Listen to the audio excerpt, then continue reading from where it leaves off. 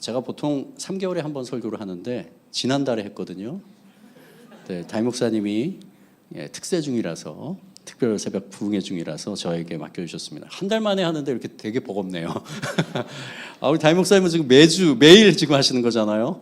듣기로는 코피도 터졌다는 얘기도 들리고 아닌가요? 예. 입이 부르텄다고. 우리 격려의 박수 한번 우리 담임 목사님께. 예. 새벽마다 뜨거운 말씀으로 우리에게 도전을 주시는 목사님께 기도하시면서 항상 격려하며 나가겠습니다. 자, 우선순위의 사전적 의미는요, 여러 일 중에서 어떤 것을 먼저 처리할지에 대한 순서를 말하는 겁니다. 우리 굉장히 많이 쓰는 단어죠, 우선순위. 예를 들어서 학생 같은 경우에는 다음 주에 과제를 3개를 제출해야 됩니다. 그러면 그 과제 중에서 어떤 거를 먼저 시작할까? 어떤 과제는 굉장히 분량이 많고 어떤 과제는 좀 적거든요. 뭐 이런 부분에 있어서 어디에 우선순위를 두고 먼저 시작할 것인가? 이것을 결정하는 겁니다. 또 일을 할 때는요, 맡겨진 일이 많은데 무엇부터 시작할까? 만약 내가 이 일들을 다 할 수 없다면은 어떤 것을 먼저 선택하고 그리고 어떤 것을 포기할까? 이런 것이 바로 우선순위입니다. 어떤 일이 더 중요하고 덜 중요한지 가치를 부여하는 거죠. 그런데 우선순위란 말은요, 항상 일과 연관이 되어 있습니다. 그래서 우리가 한번 이 우선순위라는 단어를 일이라는 것을 내려놓고 한번 생각하잖아요. 그럼 이렇게 정의할 수 있을 겁니다. 어떤 것이 더욱 본질적인가? 어떤 것이 더욱 본질적인가? 그게 바로 우선순위입니다. 본질적인 부분이 우선적으로 채워질 때 비본질적인 부분이 바로 세워질 수 있습니다. 그 반대의 경우에 비본질적인 부분에 집중해가지고 본질적인 것을 놓치다 보면은 나중에 허물어지는 경우가 굉장히 많습니다. 그래서 같이 가야 하긴 하지만 그래도 본질적인 것들을 염두에 두고 그것들을 중심으로 빌드업해 나가는 것이 중요하죠. 자, 핵심같이 본질, 이것을 본질이죠. 이것을 놓치거나 잃어버리고 엉뚱한 일, 지엽적인 일에 매달리다 보면 일이 낭패를 보거나 헛수고를 하게 됩니다. 그래서 우리는 무엇이 본질인지를 잘 분별해야 되죠. 그러나 성경에 그러나 본질과 비본질은 같이 가야 되는 부분입니다. 우리가 그냥 본질과 비본질을 하잖아요. 그러면은 본질은 중요한 거고 비본질은 중요하지 않은 거라고 생각하는데 그렇지 않습니다. 왜냐하면 본질은 비본질적인 그런 요소들이 존재하기 위한 이유입니다. 그래서 본질이 빠지면은 빠진 채로 비본질만 나오면 그것은 아무 의미가 없게 되죠. 그런데 비본질은요, 본질을 담는 그릇이라고 볼 수 있습니다. 본질이라는 것은 어떤 개념이고 목적이거든요. 그것이 그냥 우리에게 주어지지 않고 우리는 그 비본질적인 것들 가운데서 그 방법, 수단 이런 것들을 통해서 본질을 담아 나가죠. 그래서 이 두 개는 분리될 수 없는 부분입니다. 같이 가는 부분이죠. 자, 오늘 이 본질과 비본질을 그리고 우선순위가 바로 본질이라고 했죠. 이것을 염두에 두면서 오늘 성경 본문을 보잖아요. 오늘 성경 본문은 굉장히 유명한 그 구절이죠. 성경 이야기입니다. 성경의 많은 본문들을 우리가 오해하는 경우가 많이 있거든요. 오늘 성경 본문은 성경 중에서 오해하는 부분 중에 하나입니다. 이런 식으로요. 어떤 분들은요, 마리아와 마르다 이야기를 누가 잘했고 누가 잘못했다로 이해합니다. 아닙니다. 마르다가 잘못했고 마리아가 잘한 거야. 예수님이 이렇게 말씀하셨잖아. 그러니까 주님의 말씀만 묵상하고 예배만 해야 돼. 땡. 아닙니다. 교회에 보면 마르다파가 있습니다. 예. 그럼 누가 주의 일을 하지? 이 말씀 들으면 굉장히 화가 나죠. 마르다 같은 사람이 교회에 없으면 교회가 어떻게 돌아가? 아닙니다. 결국 마리아 같은 성도도 필요하고 마르다 같은 성도도 필요한 것 아니겠어? 아닙니다. 그리 열심히 봉사하고 섬겼더니 잘못했다고 하네. 나 안 해. 네가 해. 더더욱 아닙니다. 자신이 마리아인지 마르다인지 의견이 분분하죠. 이런 말씀을 들으면은요, 마르다는 서운한 마음이 들고 마리아는 의기양양합니다. 그렇지만 성도를 이렇게 두 분류로 나누는 것 자체가 오해입니다. 이 말씀은요, 누가 맞고 틀리는 것이 아닌 우선순위의 문제입니다. 다시 말하면 섬기는 것, 사역으로 하나님을 기쁘게 할 것인가, 기쁘게 하는 것이 먼저인가, 하나님과의 관계로 기쁘게 하는 것이 먼저인가 하는 이야기입니다. 오늘 본문을 다시 한번 볼까요? 38절 제가 읽겠습니다. 그들이 길 갈 때에 예수께서 한 마을에 들어가심에 마르다라 이름하는 한 여자가 자기 집으로 영접하더라. 여기가 바로 베단이라는 곳이거든요. 베단은 예루살렘 동쪽으로 한 3km 정도 떨어진 마을입니다.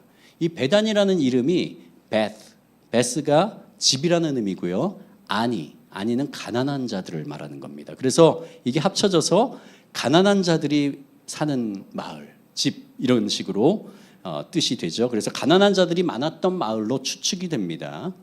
이 동네에 마리아와 마르다 그리고 나사로 세 남매가 살고 있었습니다. 이 세 남매는 예수님과 굉장히 가까웠던 그러한 사이로 보입니다. 말씀 중에 세 군데나 그리고 그것도 마르다 이야기, 오늘 본문이죠. 마르다가 좀 중점적인 것, 마리아 이야기 그리고 나사로 이야기가 다 각각 나오는 아주 특별한 그러한 남매들입니다. 예수님을 적극적으로 따랐던 무리에 해당되고요. 근데 이 예수님과 그 제자들을 누가 영접했다고요? 이 세 남매 중에서 마르다가 예수님이 지나간다는 이야기를 들었겠죠. 미리 방문한다는 얘기가 아니고 지나간다는 이야기를 소문을 듣고 직접 찾아가서 예수님 그리고 제자들 할 때 저희 집으로 오십시오. 저희 집에 오셔서 쉬다 가십시오. 식사하고 가십시오. 라고 나간 거죠. 마르다는 예수님을 극진히 사랑하는 마음이 있었습니다.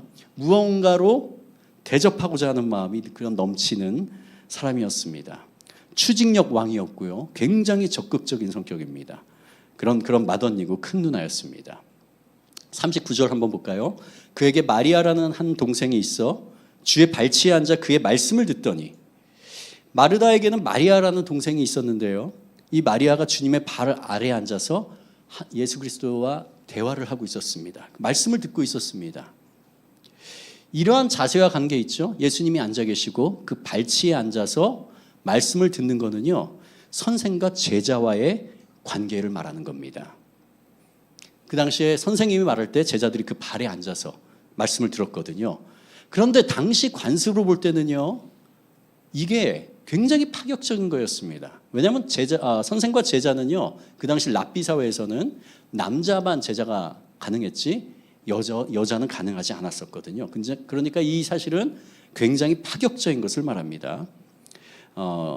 근데 이 파격적인 게 바로 여기 있는 것만, 오늘 이 본문만 읽었지만 바로 이 이야기가 나오는 누가복음 10장 바로 전에 선한 사마리아인의 비유가 나옵니다. 너무 잘 아시는 이야기죠? 예, 이것도 굉장히 파격적인 겁니다. 유대인에게는요, 사마리아인들이 이런 표현으로 쓸 수 있겠죠. 선한 낫지, 이런 의미로 예수님이 다가온 겁니다. 사마리아인들은 경멸의 대상이었거든요, 유대인들에게. 그런데 예수님은 그 비유를 통해 아주 경멸의 대상도 품어야 된다고 말씀하신 거죠.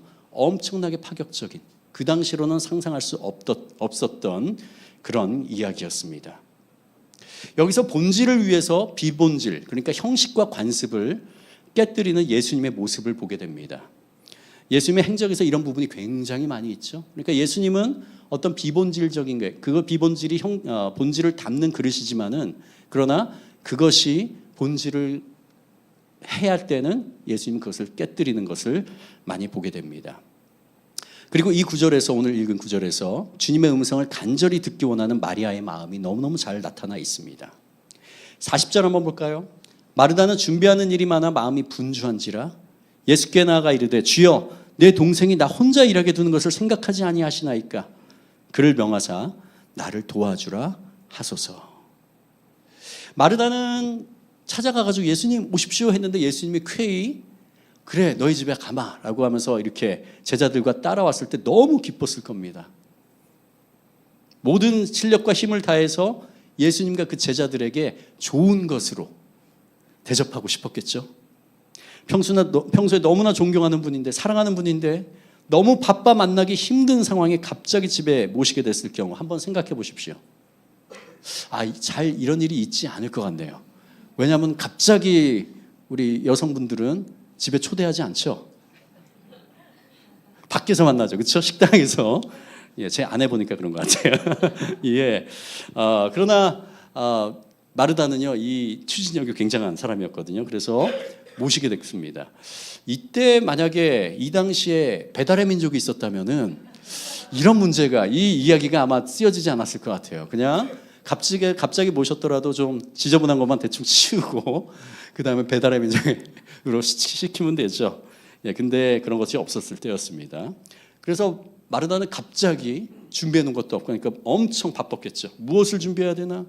아마도 예수님은 워낙 사람들이 가만히 놔두지를 않으니까, 왜냐하면 병도 고치시죠. 죽은 자도 살리시고 말씀으로 백성들을 가르치고 하니까 사람들이 끊임없이 예수님 주변에 있었습니다. 그리고 한두 시간 후면 가셔야 될지도 모르는데 마음속에 생각한 음식 종류는 굉장히 많았을지도 모르겠습니다. 예수님을 만난 것으로 기쁘게 하고 싶어서 너무나 분주한데 그 동생 마리아를 딱 찾았는데 봤는데 그 마리아는 보고 나서 너무 화가 났습니다. 이 마르다의 요청이요, 예수님 당시 문화로는 당연한 거였습니다. 여자들은 부엌에서 음식 준비하는 것이 당연했고요. 그리고 그때는 여성의 인권이나 이런 것들이 굉장히 낮은 때였기 때문에 이것이 당연했죠. 마르다 입장에서 이럴 겁니다. 서로 돕는 것이 예수님이 가르치시는 건 아닙니까? 한 명이 요리하고 준비하는 것보다 두 명이 하면 훨씬 빠르게 끝나지 않겠습니까? 그런데 잘 보십시오. 마르다는요, 지금 자신이 사랑하는 마음으로 환영하고 대접하고자 하는 예수님에게 지금 짜증을 내고 있습니다. 화를 내고 있습니다. 그렇죠? 우리 신앙생활할 때도 이런 일이 가끔마다 발생합니다. 종종 발생하는 것 같습니다. 하나님이 나 같은 죄인을 구원해 주셔서 그것이 감사해서 주님을 위해서 여러 가지 봉사를 합니다. 그런데 여러 가지를 맡다 보니까 때로 감당이 되지 않아요. 삶의 밸런스가 무너지기 시작하고요. 그러면서 어떤 마음이 들어요? 하나님을 원망하기 시작하죠. 왜 이런 많은 것들을 하면서. 마르다의 마음이 바로 이런 마음이었을 겁니다. 우리 41절 보겠습니다. 주께서 대답하여 이르시되 마르다야 마르다야 내가 많은 일로 염려하고 근심하나, 이렇게 말씀하시죠. 이 구절이요, 마르다를 책망하신 게 아닙니다. 예수님을 극진히 사랑하고 그 제자까지 만난 음식으로 대접하고픈 마르다의 선한 마음을 예수님은 아셨습니다. 그리고 부드럽게 부르신 겁니다. 이렇게요. 마르다야, 마르다야. 웃으시면서 이렇게 부르신 거죠. 나를 좋은 음식으로 대접하려는 너의 그 귀한 마음 내가 안다. 고맙구나. 그러나 나를 섬기고자 하는 그 일들로 인해서 너의 마음이 분주해지고 근심케 되는 것을 나는 원치 않아. 주님은 마르다에게 우선순위를 가르쳐 주시는 겁니다. 마르다가 예수님을 위해서 일을 했잖아요. 섬기는 음식 준비하고 하는 것들. 그게 문제가 아닌 겁니다. 그건 너무너무 좋은 거죠. 그런데 뭐가 문제예요? 일로 인해서 염려하고 근심하는 것이 문제입니다. 우리가 지금 봉사하고 섬기는 일 때문에 자원하는 마음과 기쁨이 아니라 의무감과 그걸로 인해서 오는 염려와 근심으로 가득 차 있는 분이 있다면 바로 그런 분들에게 오늘 예수님은 말씀하시는 겁니다. 그리고 예수님은 이어가시죠. 42절 몇 가지만 하든지 혹은 한 가지만으로도 족하니라. 마리아는 이 좋은 편을 택하였으니 빼앗기지 아니하리라 하시니라. 잠깐 놔보실까요? 이 구절이요, 오해가 됩니다. 왜냐하면 앞에 몇 가지만 하든지 혹은 한 가지만이라도 족하니, 이게 반찬 수를 좀 줄이라는 그 말씀으로 오해하시는 분들이 있더라고요. 아니 많이 만들지 말고 그냥 파스타 하나, 이렇게 파스타랑 뭐 하나 정도? 아니에요. 그런 말씀이 아닙니다. 이거는 번역이 조금 오해할 수 있는 그 여지가 있습니다. 비교적 최근에 정리된 그 원문에 따른 번역은요, 현대인의 성경이 굉장히 잘 나타내주고 있습니다. 현대인의 성경, 우리 같이 읽어볼까요? 있습니까? 예, 시작. 그러나 꼭 필요한 것은 한 가지뿐이다. 마리아는 좋은 편을 택했으니 아무에게도 그것을 빼앗기지 않을 것이다. 그러나 꼭 필요한 것은 한 가지뿐이야. 무슨 말씀입니까? 가장 중요한 것을 너가 놓치지 말아야 된다. 이 말씀입니다. 마르다, 너가 나를 위해 수고하는 것은 너무너무 귀해. 그렇지만 한 가지, 즉 예수님의 나의 말을 듣고 그것을 따르는 것, 그것이 우선순위가 올바로 되어 있어야 된다는 것을 예수님이 말씀하시는 겁니다. 예수님의 말씀을 듣고 주님의 마음과 생각을 알아가는 것, 이것이 무엇보다도 최고 우선순위이니 비록 다른 것들은 혹시 다 놓칠지라도 그것만큼은 놓치지 말아라. 그리고 그 뒤에 말씀, 마리아는 이 우선순위가 잘 정리가 돼 있어. 정돈돼 있어. 그래서 그 본질, 예수님과의 관계, 예수님과의 친밀함, 그것을 놓치지 않을 거야 라고 말씀하시는 겁니다. 정리해 볼까요? 마리아, 마르다 둘 다 예수님을 위하는 극진한 마음이 있었습니다. 예수님을 사랑하고 예수님을 위해서 헌신하고자 하는 그 마음이 있었죠. 그러나 그 둘이 다른 것이 있었다면 마르다는 예수님에게 일 중심으로 다가갔습니다. 마리아는 관계 중심으로 다가갔습니다. 마르다는 어떤 일을 해서 예수님을 섬기고 기쁘게 해드릴까, 이것을 고민했어요. 원래 마르다의 성향이 그랬을 수도 있습니다. 그랬을 겁니다. 근데 예수님은 이 마르다에게 그 섬김의 동기가 어디서 오는지를 물으십니다. 예수님은 우리가 주님 안에서 봉사와 섬김, 충성을 하기를 원하지만 이것 이전에 본질을 놓치지 말고 우리가 그것을 감당하기를 원하십니다. 그 본질은요, 예수님과의 친밀함입니다. 예수님과의 관계입니다. 마리아는 어땠냐면요, 예수님이 나에게 어떤 가르침을 주실까? 예수님의 마음을 알고 성품을 알고 그리고 그것을 배우고 그런 후 하나님이 주신 마음에 따라서 내 일을 해야겠다. 주님을 섬겨야 됐다. 이것이었죠. 우리가 마리아에 대해서 오해할 수 있습니다. 그냥 언니를 돕지 않고 이기적으로 예수님 일하기 싫어서. 아닙니다. 자, 마리아는요, 나중에 요한복음 12장에 보잖아요. 그러면 순전한 나드 한 근이 담긴 옥합,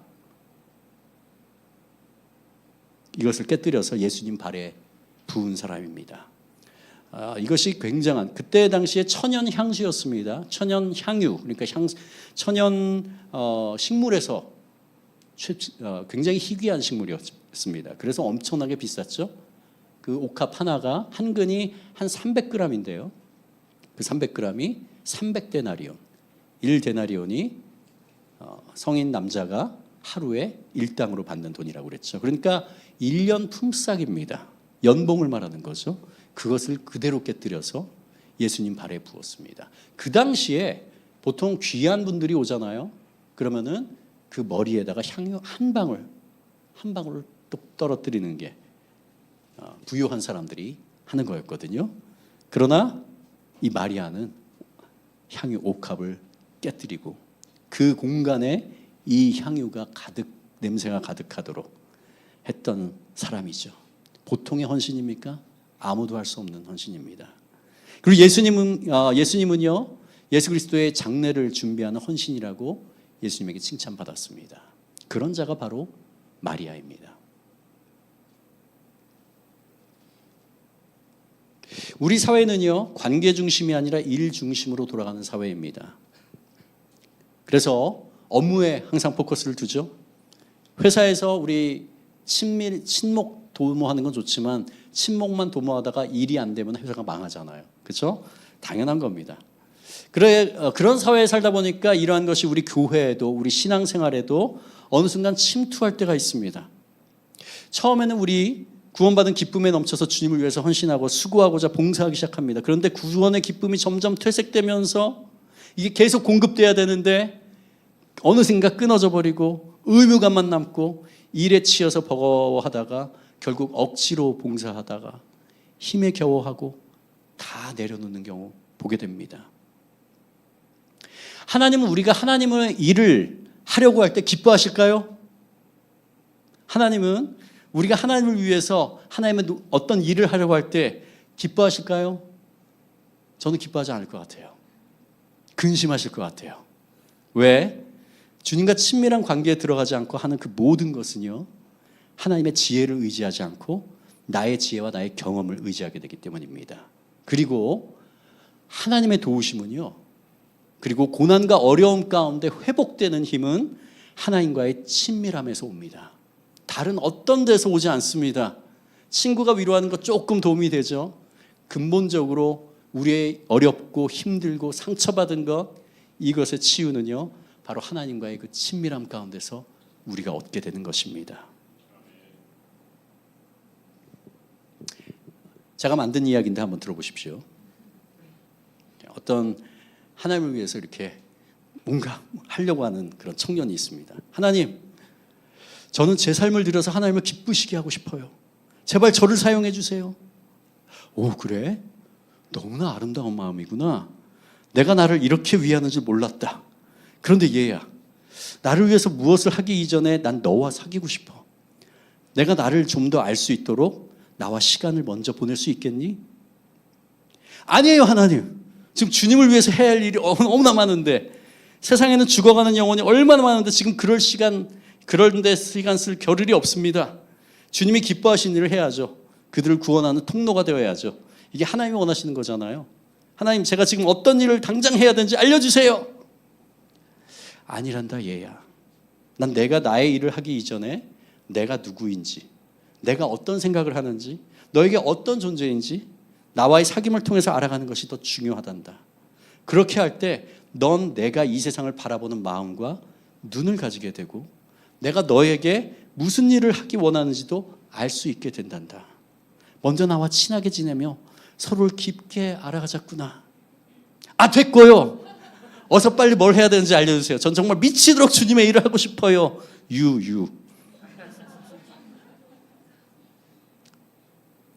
혹시 우리의 모습이 이 청년의 모습이 아닙니까?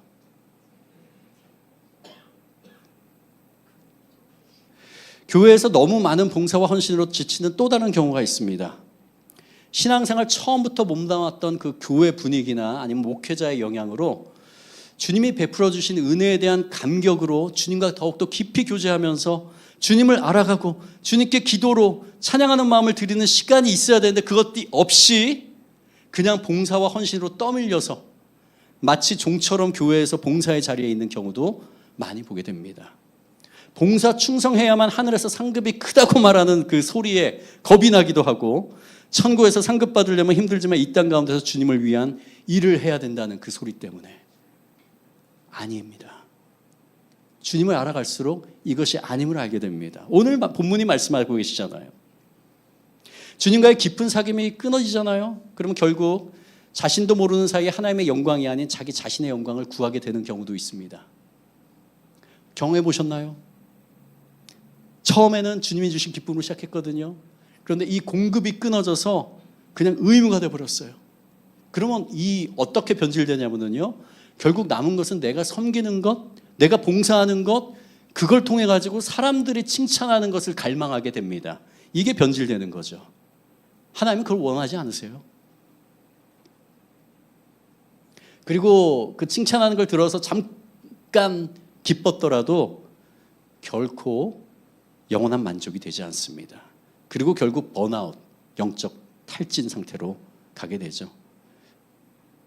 이런 분들 교회를 많이 떠나는 경우도 봤습니다. 그리고 자신이 일하는 그걸로 다른 사람을 정죄합니다. 이 정도 해야지, 이것도 안 하고. 너무 많은 것을 맡아서 제대로 영혼을 돌보지도 못하게 되고요. 여러분, 교역자 또는 리더들을 통해서 사역 요청을 받을 때 교역자들이 그리고 리더들이 많이 그래도 파악하고 있지만 다 할 수가 없습니다. 그리고 기도하면서 또 요청할 때 이미 감당할 수 있는 봉사의 양을 지나쳤거나 거절하지 못하고 또 맡게 될 때, 그럴 때 맡지 마십시오. 그렇게 맡게 되면 번아웃이 됩니다. 탈진하게 됩니다. 우리 성도들은 가정 그리고 직장 또는 학생이면 학업이 있잖아요. 여기다가 교회 봉사까지 이것들 안에서 밸런스 있게 하시는 것이 중요하죠. 또 교회에서 봉사하는 것만큼이나 우리가 세상 가운데서 그리스도인으로, 아름다운 그리스도인으로 살아가는 것이 너무너무 중요합니다. 그렇죠? 제가 대학교에서 강의를 할 때 개인 레슨을 우리 제자들 하거든요. 예배인도 전공 제자인데 5월 중순이었는데요. 따뜻한 날 다 반팔을 입는데 잠바를 입고 온 거예요. 얼굴은 그냥 하얘져 가지고요. 몸살에 걸렸답니다. 왜 그러냐고 물어봤더니요. 21일 특세 3주차 반주를 하는데 21일 특세예요. 우린 일주일밖에 안 되잖아요. 그것도 종종 한답니다. 1년에 한 4번. 밤 11시, 이 실용학과 학생들은 밤 11시, 12시까지 합주하는 경우가 많아요. 어떤 때는 2시까지 합니다. 시간이 안 맞아서. 합주하고 나서 그때 12시에 끝나서 집에 가면 1시 되거든요. 자잖아요. 그럼 새벽 4시에 못 일어날까 봐 그냥 밤새고 특세에 참여한대요. 그러면 그 특세 끝나잖아요. 그럼 학교에 수업이 아침에 있으니까 와요. 이 생활 지금 2주를 한 겁니다. 그러니까 몸이 20살짜리 대학교 1학년인데 안 망가집니까? 제가 너무 화가 나가지고 당장 목사님한테 전화해. 그리고 네가 지금 어떤 상황인지 지금 건강이 어떤지 말씀드려라고 했더니 했다고 하더라고요. 나중에. 그래서 3일 동안 반주를 빼주었다고 굉장히 싱글벙글 하더라고요. 이 친구가요. 주일 스케줄 들어보니까 기가 찹니다. 주일 오전 8시부터요. 오후 4시까지 한 번도 교회에서 쉬는 때가 없어요. 처음에 청소년부 찬양 인도하고 작년 2부 예배 베이스를 연주하고 오후 예배 건반 연주하고 청년부 활동 끝나면 4시예요. 밥을 먹을 시간이 하나도 없어요. 그래서 제가 이것도 말하라고 그랬어요. 그랬더니 작년 예배는 빼줬다고 싱글벙글합니다. 1시간. 저는 이런 학생들 종종 저한테 상담합니다. 우라통이 터져요. 이렇게 하다가 번아웃 돼가지고 교회 떠나는 제자들을 많이 봤거든요. 심지어 신앙을 떠나는 친구들도 있습니다. 우리 교회는 안 그렇죠. 이런 안타까운 교회를 기도해야 됩니다. 우리 기억합시다. 우리 앞에 보고 다 같이 읽겠습니다. 시작. 하나님은 우리가 하나님을 위해 일을 하기 전에 우선 하나님과 친밀한 관계에 있기를 원하신다. 아멘. 하나님과의 친밀함은요, 말씀 묵상, 그리고 개인 기도 생활, 그리고 이런 예배 모임, 그리고 다락방 모임을 얻게 됩니다. 우리 교회가 매일 큐티 운동을 하는 이유가 바로 여기 있습니다. 하루를 말씀과 찬양, 기도로 시작하지 않잖아요. 그럼 우리의 우선순위가 무너지기 시작합니다. 우리의 최고 우선순위가 하나님께 있음을 우리 몸에 새기는 시간이 바로 그 큐티하는 시간입니다. 우리 삶의 최고 우선순위가 하나님께 있음을 증명하는 시간입니다. 그냥 되지 않습니다. 나를 묶어놔야 됩니다. 우리 가을 특별 새벽 부흥회 하고 있잖아요. 이 시간이 바로 하나님과 친밀함을 놓친 우리 삶 가운데 무너진 그 삶을 재정비하는 시간입니다. 주일 예배, 그리고 수요 찬양 예배, 이 공적 예배에 나 자신을 묶어놔야 됩니다. 왜냐하면 드라마 보고 쉬는 것도 좋지만 이 자리에 올 때 우리 열심히 같이 찬양하고 말씀 들으면서 또 기도하면서 하나님의 은혜를 다시 한번 공급받잖아요. 이게 바로 예배죠. 나 혼자는 하기가 힘들죠. 그래서 우리가 이 자리에 모이는 거죠. 마무리하겠습니다.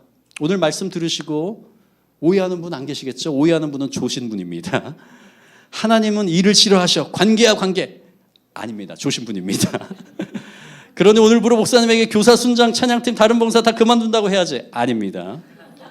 주님과의 관계가 친밀할 때 주님을 위해서 일할 힘과 지혜를 얻기 때문에 번아웃이나 자기 영광을 추구하지 않게 된다는 의미입니다. 주님의 일을 하는 원동력은 주님과의 관계에서 온다는 것을 다시 한번 되새기라는 의미고요. 마르다처럼 사역을 하면서 마음이 분주해졌다면, 하나님과의 관계가 최고 우선순위임을 잊었다면 그것을 회복하라는 의미입니다. 여러분 가운데 혹시 가정, 그리고 직장, 학업, 교회 사역으로 인해서 우선순위를 돌아볼 여유도 없게 분주하다면 우리 교역자 또는 교회 리더들과 면담을 요청하십시오. 그리고 여러분의 그 상황을 나누시고요. 어떻게 하면 좋을지 의견을 들으시기 바랍니다. 우리 교회는 최고 우선순위가 바로 하나님이심을 결코 놓치지 않아야 되는 교회입니다. 그럴 교회입니다. 감당할 수 있는 사역 이상으로 강요해서 성도들을 분주하게 만들지 않는 교회임을 믿습니다.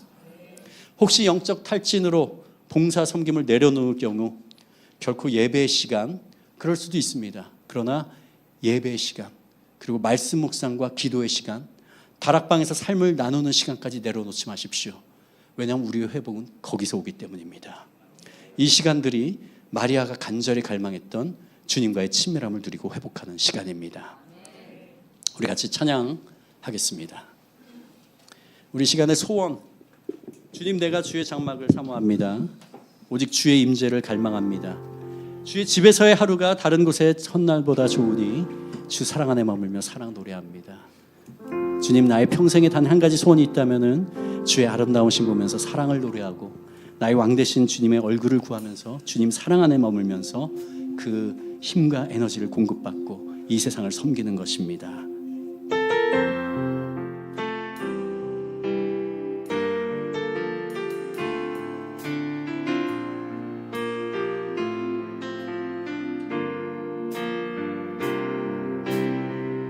주님 내가 주의 장막을 사모합니다. 오직 주의 임재를 갈망합니다. 주의 집에서의 하루가 다른 곳의 첫날보다 좋으니 주 사랑 안에 머물며 사랑 노래한. 다시 한번 찬양합니다. 주님 내가 주의 장막을, 주님 내가 주의 장막을 사모합니다. 오직 주의 임재를 갈망합니다.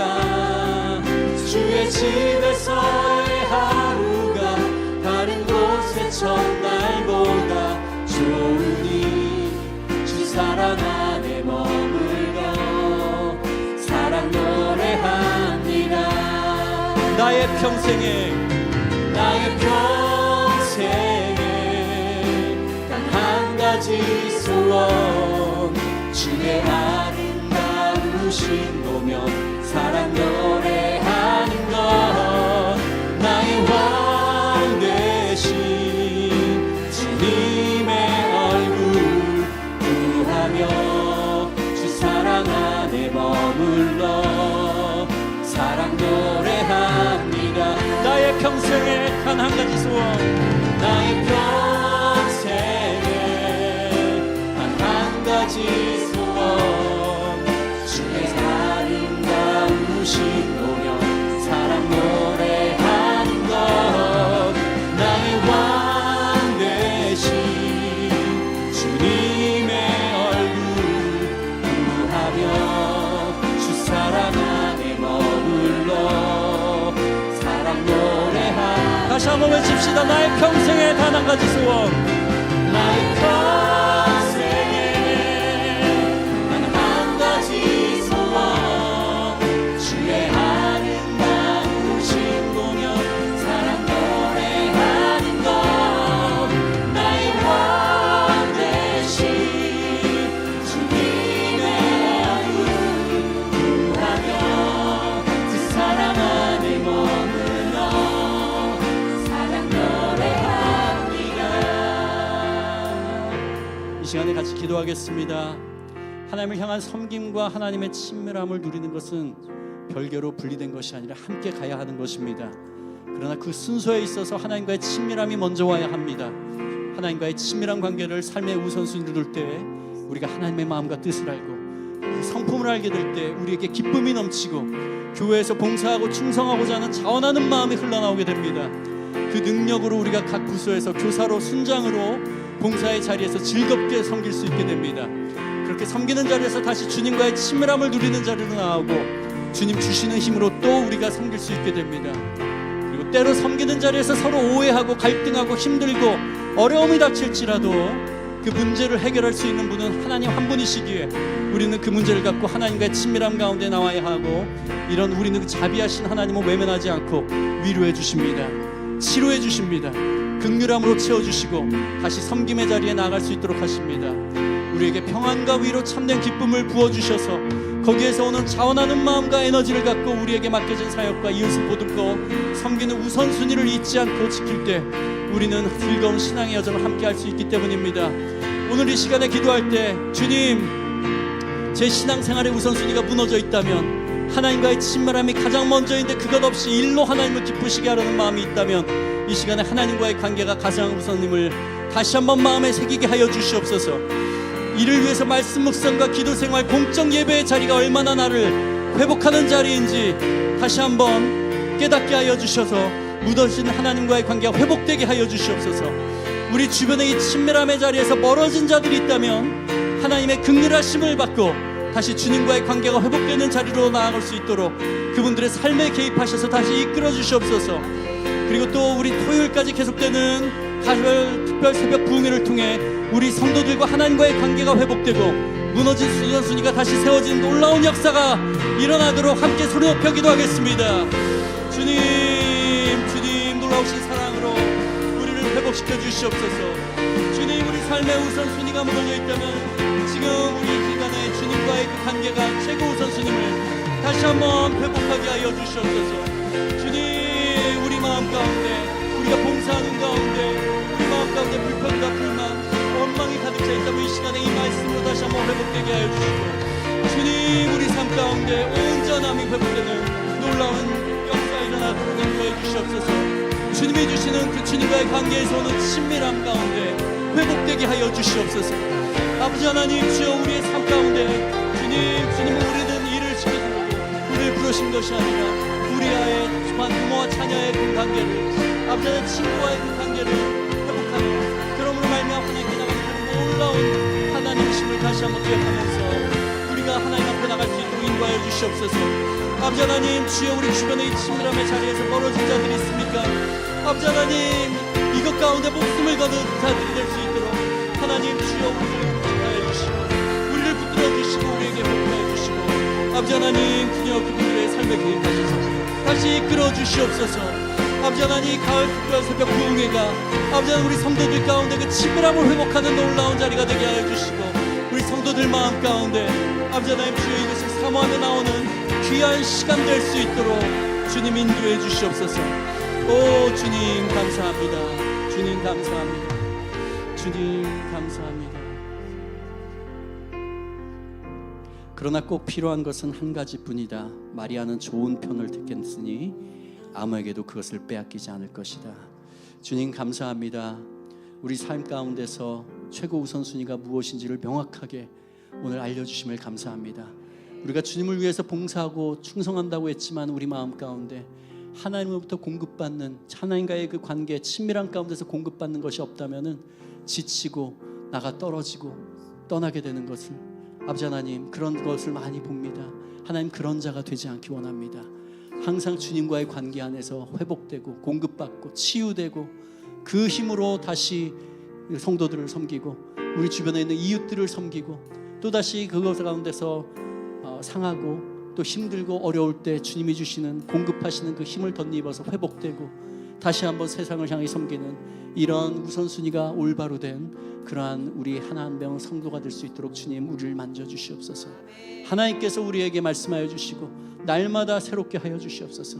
하나님 우리 가을 특별 새벽 부흥회 진행 중에 있습니다. 하나님 이 가운데 우리를 회복시켜 주시옵소서. 우리의 무너져 있던 우리의 삶을 회복시켜 주시고 우리 삶 가운데 우선순위가 바로 서는 그 기간이 될 수 있도록 우리 마음을 다시 한번 주님 앞에 드리는 귀한 시간 되도록 인도하여 주시옵소서. 주님 안에 있음이 좋습니다.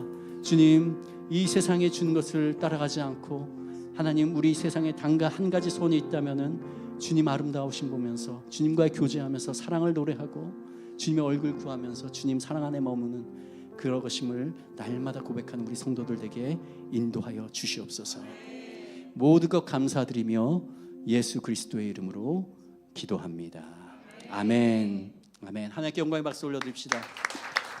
오늘 따로 기도하지 않고 평안 가운데 돌아가시고 내일 새벽에 다시 한번 뵙도록 하겠습니다. 평안하십시오.